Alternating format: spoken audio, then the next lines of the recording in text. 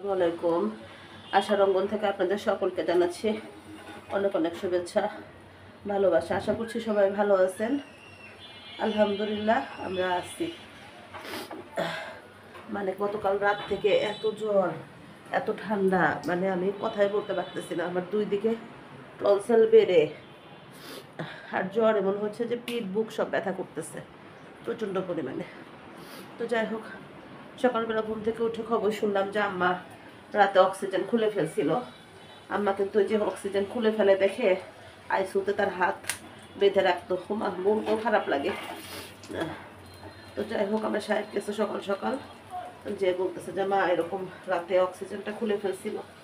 তো যাই হোক, একটু আগে ফোন দিছিল, বললো যে মা একটুখানি 2 লোকমা ভাত একটু মুখে দিছে এই। আর আমার এত জ্বর আসছে তা বলার মতো না, মানে মনটা যে পুরো রয়েছে হাসপাতালে, কিন্তু আমি হাঁটতে পারতেছি না। আর এই 4টা দিন হলো বাসায়, মানে খালারা যা রান্না করে যায় তাই, আমি উঠতেই পারি নাই।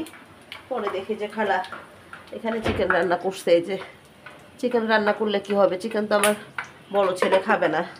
আর এখানে যে 2টা ডিম ভাজি করতেছি, কারণ ও মনে হয় এই গত 2-3 দিন হলোই কিছু খাচ্ছে না ঠিক মতো। মানে ও যেগুলো পছন্দ করে সেগুলো রান্না তো আর হচ্ছে না বাসায়, আমি বলতে পারতেছি না কিছু। খালা যা মানে ইয়া করতেছে সেটাই রান্না করে ফেলতেছে। এখানে যে পুঁই শাক মনে হয়, আমি দেখিও নাই, পুঁই শাক খালা নিয়ে আসছিল, এসে ভাজি করছে। ডাল আছে ফ্রিজে, তা ভাবলাম যে একটু বেগুন ভর্তা করে দিয়ে গেছে সুন্দর করে। খালারা মাশাল্লাহ মানে আন্তরিক ছিল, না হলে আরো কষ্ট হতো। 2টা বাচ্চাকে বাসায় রেখে যায়, 3-4 দিনের ব্যাপার, মানে করতে পারতাম না। যেন মনে হলো যে বড় বাচ্চাটাকে একটু ডিম ভেজে দিলে মানে বেগুন ভর্তা দিয়ে খেলেও খেতে পারে। বড় বাচ্চারা তো বেশি আদরের হয় সবারই, ওরা যে বেশি প্যাম্পার। মাহিন কিন্তু কিচ্ছু বললো না, যে চিকেন রান্না করে রেখে গেছে এটাতে মাহিন সুন্দর খেয়ে নিল, মাহিনের কোনো বিরক্ত নাই। কিন্তু সে তো কিছুতেই, রাতেও দেখলাম ঠিক মতো খায় নাই। এখনও এই যে চুল কাটতে গেছে, কালকে স্কুলে এক্সাম আছে, এখন ঠিক মতো খাবে কি না আল্লাহ জানে। তো ভাবলাম যে ডিমটা একটু ভেজে রাখি, তাও যদি একটু খায় তাহলে ভালো লাগবে। আর আমার এখন আবার নাপা এক্সটেন্ড খাইতে হবে, বাট আমি কোনো খাবার খেতে পারতেছি না, গলা ব্যথা, প্রচণ্ড গলা ব্যথা করতেছে। ওই যে আইসিউর সামনে সবসময় বোরকা পরেছিলাম, তো এই সময়টায় দেখা যায় যে ভিজে একটু ঠান্ডা আটকে গেছে। এই হলো অবস্থা। তো যে মা একটু সুস্থ হয়ে আসুক, এইটাই। মা কিছু খেতে পারতেছে না, এটা খারাপ লাগতেছে শুনে।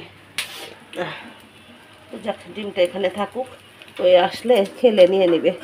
আর আমি একটু শাক ভাজি দিয়ে ট্রাই করে দেখবো। চিকেন আমার খেতে ইচ্ছা করতেছে না, এটা হয়ে গেছে।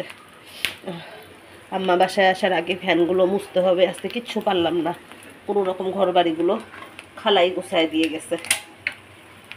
আমি একটু শাক ভাজি দিয়ে ভাত মনে হয় বেশি নিয়ে ফেলছি, এত কমাইলাম তারপরেও মনে হয় যে বেশি হয়ে গেল। এখন যে নাপাটা খাইতে হবে, কিছু খাইতে ইচ্ছা করতেছে না। কিন্তু আম্মার চিন্তা, দ্বিতীয়ত আমার সাহেব বলতেছে যে এই অবস্থায় যদি হসপিটালে যাও, মার যদি আবার জ্বর আসে তাহলে তো ঝামেলা হয়ে যাবে। আর ওই বাডেমের আইসিউর সামনে না প্রচণ্ড রাতে মশা ছিল, আমার মনে হয় মশাও কামড়াইছে, এই কারণে আমার এরকম হঠাৎ করে জ্বর আসলো। এই যে এখন বাজে হলো 2টা, ইনশাল্লাহ ভাত কটা যেন খাইতে পারি। দুই ছেলের কালকে পরীক্ষা, দুজনেরই পরীক্ষা, এটা নিয়ে একটু টেনশন করতেছি।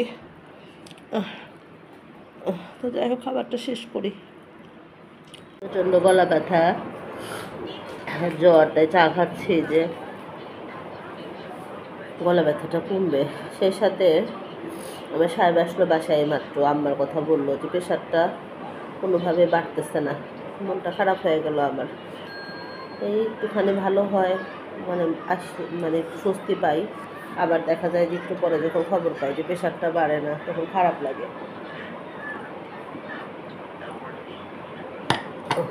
গলা ব্যথায় একবারে মনে হচ্ছে জান বের হয়ে যাচ্ছে।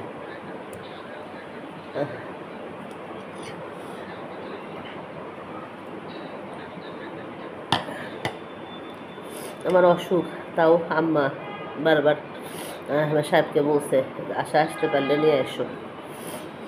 কিন্তু আম্মার তো মানে আইসিউতে ছিল, এই কারণে ভয় পাচ্ছি যে এখন যদি ভাইরাস জ্বর হয় আমার মানে আমি কাছে থাকার কারণে যদি আবার আম্মার আসে, এটা ভয় পাচ্ছি। বুঝতেছি যে আম্মার মন ভালো লাগতেছে না, আমি নাই।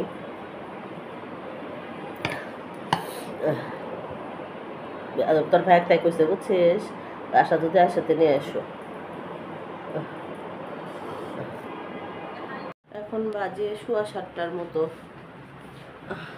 কালকে আমার বাচ্চাদের না পরীক্ষা, যে মাহিন এখানে পড়তে বসছে। মাহিনটা বললো মাহিনের কালকে পরীক্ষা, মিশনের কালকে পরীক্ষা। আর এখানে মাহিনের রুমে আবার আমার ভাই আসছে। কী খোঁজো আব্বু? সবাই নানের দেখার জন্য পাগল হয়ে গেছে, হসপিটালে যাবে। এইমাত্র আমার প্রেশার দেখে গেছে, আব্বা ফোন দিয়েছিল, বললো যে প্রেশার 120/80 তো থাকতে হয়, সেখানে 100/50, মানে উপরেরটা নিচেরটা দুটাই কম। মনটা এত খারাপ হয়ে যাচ্ছে, মানে ভালো লাগতেছে না। তো যাই হোক, আমার সাহেব এখন কিছুক্ষণের মধ্যে আজকে রাতে সেই থাকবে। আমি বলতেছি যে আমাকে নিয়ে যাও, কিন্তু ওই যে আমার জ্বরের কারণে ভয় পাচ্ছে সবাই যে আমার যদি আবার জ্বর আসে বা কোনো মানে ভাইরাস জ্বর, এখন তো ঘরে ঘরে সবার জ্বর। এই জন্য বলতেছে তুমি আর আজকে যাও না, কালকে যাও না। আম্মা মনে হয় পচায় আছে, ভালো লাগতেছে না।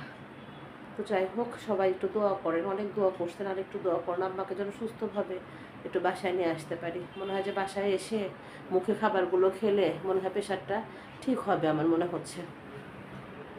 ডাক্তার নাকি 2 ঘন্টা পর পর নার্সদের বলে গেছে যে 2 ঘন্টা পর পর প্রেশারটা দেখবা। এই মানে আমি বাসায় আছি, কিন্তু আমার মনটা আমি মানে কিচ্ছু করি না, মানে করতেছি না কিচ্ছু না, জাস্ট খালি পরে শুয়ে আছি। খালা রান্না করে দিয়ে গেছে, ওর বাবা এসে কিছুটা করছে, চাটাও সে বানাই দিছে। মানে মন যায় পড়ে আছে হাসপাতালে।